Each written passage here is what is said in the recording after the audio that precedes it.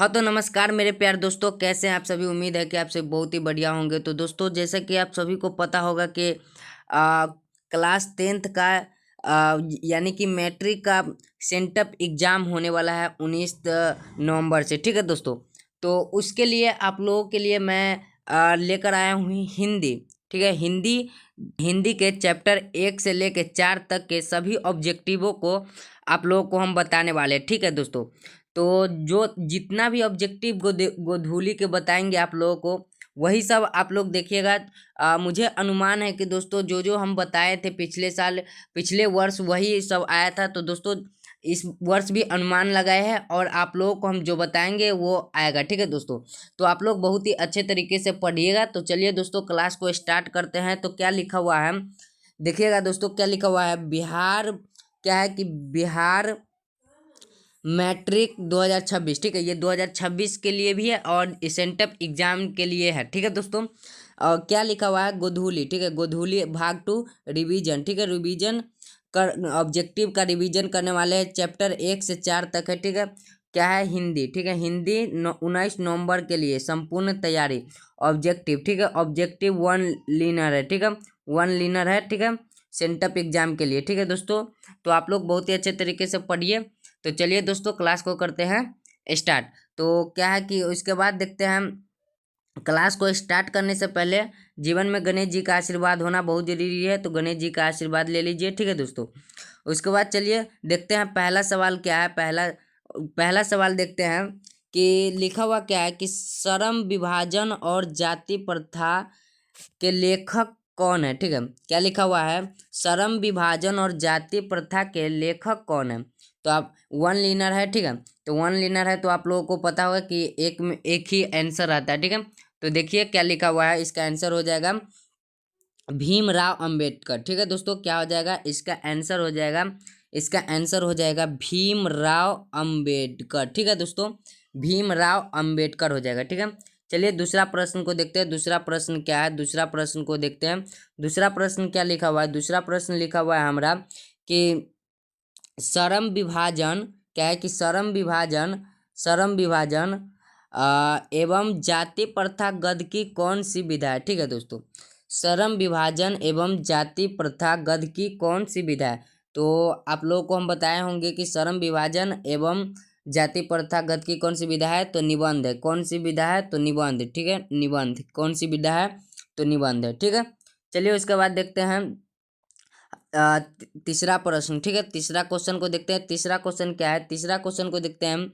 तीसरा क्वेश्चन है बाबा, क्या है क्या लिखा हुआ है, बाबा साहेब भीमराव अंबेडकर का जन्म कब हुआ। ठीक है, भीमराव अंबेडकर का जन्म कब हुआ। तो आप लोगों को पता होगा भीमराव अंबेडकर जी का जन्म कब हुआ था, 14 अप्रैल 1891 ईस्वी में। ठीक है दोस्तों, आप लोग जन्म वाला जितना होगा आप लोग इसको बहुत ही अच्छे तरीके से याद कर लीजिएगा। ठीक है, एक कॉपी में लिख लीजिए, कहीं एक पेज में जितने भी चैप्टर में दोस्तों जन्म वाले प्रश्न हो गया, जितने चैप्टर में, वो सभी क्या कीजिएगा आप लोग लिख कर याद कर लीजिएगा, क्योंकि इससे बहुत क्वेश्चन पूछा जाता है। ठीक है, चलिए उसके बाद चौथा नंबर प्रश्न को देखते हैं। चौथा नंबर प्रश्न क्या लिखा हुआ है, भीमराव, क्या है, भीमराव अंबेडकर का जन्म किस परिवार में हुआ था।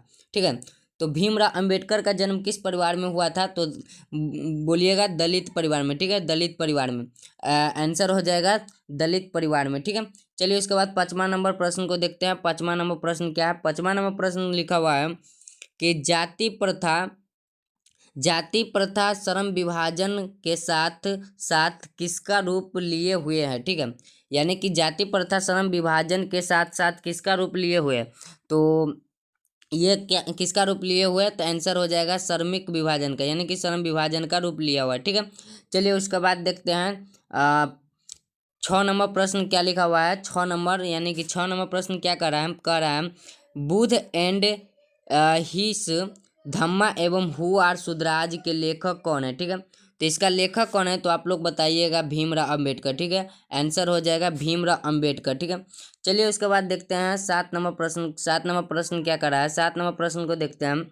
7 नंबर प्रश्न कर रहा है भीमराव अंबेडकर। ठीक है, भीमराव अंबेडकर की मृत्यु कब हुआ था। भीमराव अंबेडकर की मृत्यु कब हुआ था? तो भीमराव अंबेडकर जी का मृत्यु दिसंबर 1956 में हुआ था। ठीक है दोस्तों, दिसंबर 1956 में हुआ था।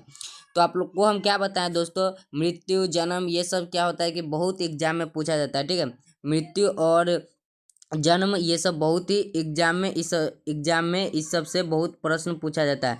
तो आप लोग इसको बहुत ही अच्छे तरीके से याद कर लीजिएगा। ठीक है, तो चलिए उसके बाद देखते हैं 8 नंबर प्रश्न क्या कर रहा है। 8 नंबर प्रश्न, बीस के दांत, बीस के दांत कहानी के रचयिता कौन है? ठीक है, बीस के दांत कहानी के रचयिता कौन है? तो नलिन बिलोचन शर्मा। ठीक है, नलिन बिलोचन शर्मा। ठीक है, ऑप्शन में रहेगा नलिन बिलोचन शर्मा, तो आप लोग नलिन बिलोचन शर्मा पर टिक मारिएगा। ठीक है, चलिए उसके बाद देखते हैं 9 नंबर प्रश्न क्या है। 9 नंबर प्रश्न लिखा हुआ है, बीस के दांत पाठ की कौन सी विधा है? ठीक है, तो बीस के दांत पाठ की कौन सी विधा है? तो बीस के दांत ऑप्शन में रहेगा कहानी, तो कहानी पर आप लोग टिक मारिएगा। ठीक है, कहानी। ठीक है, कहानी, तो राइट आंसर हो जाएगा अपना कहानी। ठीक है, कहानी। उसके बाद चलिए 10 नंबर प्रश्न को देखते हैं। 10 नंबर प्रश्न कह रहा है कि बीस के दांत समाज के किस वर्ग की मानसिकता उजागर करती है? मानसिकता उजागर करती है। ठीक है, तो आंसर हो जाएगा मध्य वर्ग। ठीक है, आंसर हो जाएगा मध्य वर्ग। आप लोग मध्य वर्ग में टिक मारिएगा। ठीक है, चलिए उसके बाद 11 नंबर प्रश्न को देखते हैं। 11 नंबर प्रश्न क्या कर रहा है, बीस के दांत, ठीक है, बीस के दांत कहानी का प्रमुख पात्र कौन है? तो बीस के दांत के कहानी के प्रमुख पात्र कौन है? तो आप लोगों को हम पढ़ाए होंगे तो आपको पता होगा, खोखा। जो जो दोस्त, जो बच्चे क्लास किए होंगे उनको पता होगा कि कहानी बीस के दांत के कहानी का प्रमुख पात्र कौन है? तो खोखा। ठीक है दोस्तों, खोखा।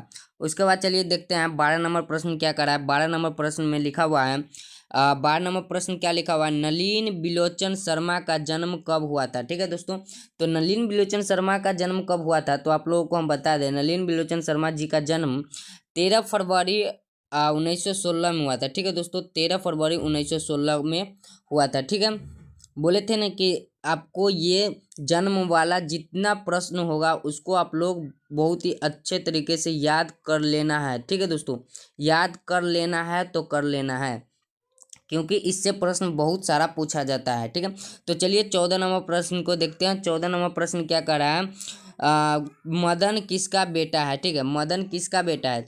तो आप लोगों को पता होगा मदन किसका बेटा है, गिरधर लाल का। ठीक है, गिरधर लाल का। ठीक है दोस्तों, गिरधर लाल का। चलिए उसके बाद देखते हैं 15 नंबर सवाल क्या लिखा हुआ है। 15 नंबर सवाल लिखा हुआ है, सीमा, रजनी, आलो, शेफाली, आरती पांचों किसकी बहन थी? ठीक है, सीमा, रजनी, आलो, शेफाली पांचों किसकी बहन थी? तो पांचों किसकी बहन थी? तो खोखा के। ठीक है दोस्तों, खोखा के, खोखा की। ठीक है, चलिए आंसर हो जाएगा खोखा के। और 16 नंबर प्रश्न को देखते हैं। 16 नंबर प्रश्न में क्या लिखा हुआ है, अनाम दास का पोथा उपन्यास किस लेखक की कृति है? तो आंसर हो जाएगा हजारी प्रसाद द्विवेदी। ठीक है, हजारी प्रसाद द्विवेदी। क्या हो जाएगा आंसर, हजारी प्रसाद द्विवेदी। ठीक है, चलिए उसके बाद देखते हैं 17 नंबर प्रश्न। 17 नंबर प्रश्न में क्या लिखा हुआ है, भारत से हम क्या सीखे पाठ की कौन सी विधा है? तो भारत से हम क्या सीखे पाठ की कौन सी विधा है? तो हो जाएगा भाषण। ठीक है, ऑप्शन हो जाएगा, सॉरी ऑप्शन नहीं है इसमें, आंसर हो जाएगा भाषण। ठीक है, ठीक है, भाषण हो जाएगा। चलिए उसके बाद देखते हैं 18 नंबर प्रश्न। 18 नंबर प्रश्न में क्या लिखा हुआ, मैक्स मूलर को किसने वेदांतियों का वेदांती कहा? ठीक है, वेदांतियों का वेदांती कहा, तो आंसर हो जाएगा विवेकानंद ने। ठीक है, विवेकानंद ने। ठीक है, वेदांतियों का वेदांती कहे थे। ठीक है, उसके बाद चलिए 19 नंबर प्रश्न को देखते हैं। 19 नंबर प्रश्न क्या कह रहा है, मैक्स मूलर का जन्म कब हुआ था? ठीक है, मैक्स मूलर का जन्म कब हुआ था? तो मैक्स मूलर का जन्म 1823 ईस्वी में हुआ था। ठीक है, याद रखिएगा 1823 ईस्वी में। उसके बाद चलिए 20 नंबर प्रश्न को देखते हैं। 20 नंबर प्रश्न क्या कह रहा है, 20 नंबर प्रश्न कह रहा है, किस गवर्नर, ठीक है, गवर्नर जनरल के समय 172, ठीक है, 172 दारिस नामक सोने से भरा घड़ा मिला था? ठीक है, किस गवर्नर जनरल के समय 172 दारिस नामक सोने से भरा घड़ा मिला था? तो आंसर में टिक लगाइएगा, आंसर हो जाएगा इसका वारेन हेस्टिंगस। ठीक है, वारेन हेस्टिंगस के समय। ठीक है, चलिए उसके बाद देखते हैं 21 नंबर प्रश्न क्या कर रहा है। 21 नंबर प्रश्न कह रहा है कि मेघदूत, ठीक है, मेघदूत का जर्मन में अनुवाद किसने किया। तो मेघदूत का जर्मन में अनुवाद किसने किया, तो इसका आंसर हो जाएगा मैक्स मूलर ने, ठीक है, मैक्स मूलर ने, क्या हो जाएगा, मैक्स मूलर ने, ठीक है। उसके बाद चलिए 22 नंबर प्रश्न को देखते हैं। 22 नंबर प्रश्न क्या कर रहा है, हकर्स कौन थे, तो हकर्स हो जाएगा वनस्पति वैज्ञानिक, ठीक है, हकर्स कौन थे, तो वैज्ञानिक, वनस्पति वैज्ञानिक थे, ठीक है। चलिए उसके बाद 23 नंबर प्रश्न को देखते हैं। 23 नंबर प्रश्न कर रहा है हजारी प्रसाद द्विवेदी का जन्म कब हुआ, तो हजारी प्रसाद द्विवेदी का जन्म 1960 में हुआ था, ठीक है दोस्तों, 1960 ईस्वी में हुआ था, ठीक है। उसके बाद चलिए 24 नंबर प्रश्न को देखते हैं। 24 नंबर प्रश्न कर रहा है कि हजारी प्रसाद द्विवेदी किस निबंध के रचयिता है, तो हजारी प्रसाद द्विवेदी किस निबंध के रचयिता है, तो आप लोगों को हम बताए होंगे ट्रिक से कैसे याद रखना है। तो नाखून किस चीज को 1000 बेर काटते हैं, लाखों बेर, कितने बेर काटते हैं, ठीक है, तो आपको पता होगा कि नाखून को, ठीक है, याद करने के लिए हजारों बेर काटते हैं, ठीक है, तो नाखून को, ठीक है, याद रखिए नाखून, तो नाखून क्यों बढ़ते हैं, इसके रचयिता है, ठीक है, नाखून क्यों बढ़ते हैं। उसके बाद चलिए 25 नंबर प्रश्न को देखते हैं। 25 नंबर प्रश्न में क्या लिखा हुआ है कि हजारी प्रसाद द्विवेदी द्वारा रचित पाठ है, तो हजारी प्रसाद द्विवेदी द्वारा रचित पाठ है नाखून क्यों बढ़ते हैं, ठीक है, नाखून क्यों बढ़ते हैं, आंसर हो जाएगा नाखून क्यों बढ़ते हैं। चलिए 26 नंबर प्रश्न को देखते हैं। 26 नंबर प्रश्न क्या करा है, नाखून क्यों बढ़ते हैं, गध की कौन सी विधा है, गध की कौन सी विधा है, तो आंसर हो जाएगा ललित निबंध, ठीक है, ललित निबंध, आंसर क्या हो जाएगा, ललित निबंध। चलिए 27 नंबर प्रश्न को देखते हैं दोस्तों, क्या लिखा हुआ है। 27 नंबर प्रश्न का रहा है नाखून का बढ़ना प्रतीक है, नाखून का बढ़ना प्रतीक है तो पार्श्ववृत्ति का, ठीक है, पार्श्ववृत्ति का, ठीक है, आंसर हो जाएगा पार्श्ववृत्ति का, ठीक है। चलिए उसके बाद 28 नंबर प्रश्न को देखते हैं। 28 नंबर प्रश्न क्या कर रहा है, किसने कहा था कि सब पुराने अच्छे नहीं होते, सब नए खराब ही नहीं होते, ठीक है, तो इसका आंसर हो जाएगा हजारी प्रसाद द्विवेदी जी ने बोले थे, ठीक है। चलिए इसके बाद 29 नंबर प्रश्न को देखते हैं। 29 नंबर प्रश्न क्या कर रहा है, 29 नंबर प्रश्न कर रहा है कि सहजात सहजात वृत्ति किनका नाम है, सहजात वृत्ति किनका नाम है, तो आंसर हो जाएगा अनजानी स्मृतियों का, अनजानी स्मृतियों का, ठीक है। चलिए उसके बाद देखते हैं 30 नंबर प्रश्न। 30 नंबर प्रश्न क्या है, 30 नंबर प्रश्न में लिखा हुआ है द्विवेदी जी को किस रचना के लिए साहित्य अकादमी पुरस्कार मिला, ठीक है, तो आंसर हो जाएगा आलोक पर्व, ठीक है, आलोक पर्व। तो दोस्तों हमने आपको 1 से लेके 30 तक, ठीक है, 1 से लेके 30 तक ऑब्जेक्टिव बताए, ठीक है दोस्तों, 1 से लेके 30 तक मैं ऑब्जेक्टिव आप लोगों के लिए बहुत ही वीवीआई ऑब्जेक्टिव लाए थे, ठीक है दोस्तों। तो ये सभी ऑब्जेक्टिव वीवीआई था जो एग्जाम में बार बार पूछा जाता है, ठीक है दोस्तों। तो आप लोगों के लिए हम यही ऑब्जेक्टिव लेकर आए हैं और हमें उम्मीद है कि दोस्तों आप लोग जब एग्जाम में बैठिएगा, सेंटर एग्जाम में, तो आप लोग देखिएगा जो जो हम बताए हैं उसमें से आप लोगों को पक्का लगेगा, ठीक है दोस्तों। तो ये क्लास कैसा लगा, तो दोस्तों आज आज का क्लास कैसा लगा आप लोगों को कमेंट में जरूर बताइएगा।